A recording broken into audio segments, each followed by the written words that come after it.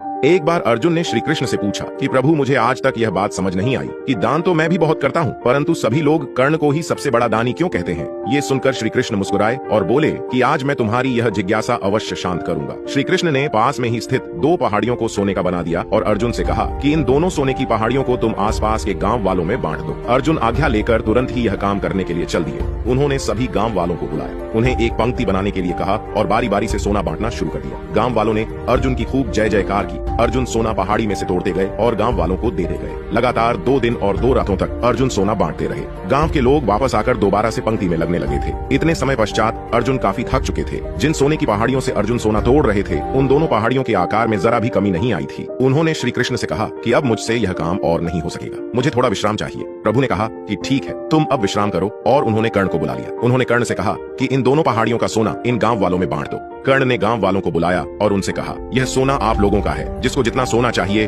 वह यहाँ से ले जाए। ऐसा कहकर कर्ण वहाँ से चले गए। ये देखकर अर्जुन ने कहा कि ऐसा करने का विचार मेरे मन में क्यों नहीं आया। इस पर श्री कृष्ण ने जवाब दिया कि तुम में दाता होने का भाव आ गया था। तुम खुद यह निर्णय कर रहे थे कि किसको कितनी जरूरत है। दूसरी तरफ कर्ण सारा सोना गाँव वालों को देकर वहाँ से चले गए। वह नहीं चाहते थे कि उनके सामने कोई उनकी जय जयकार करे। उनकी पीठ पीछे भी लोग क्या कहते हैं, उससे भी उनको कोई फर्क नहीं पड़ता। यह उस व्यक्ति की निशानी है जिसे आत्मज्ञान प्राप्त हो चुका है।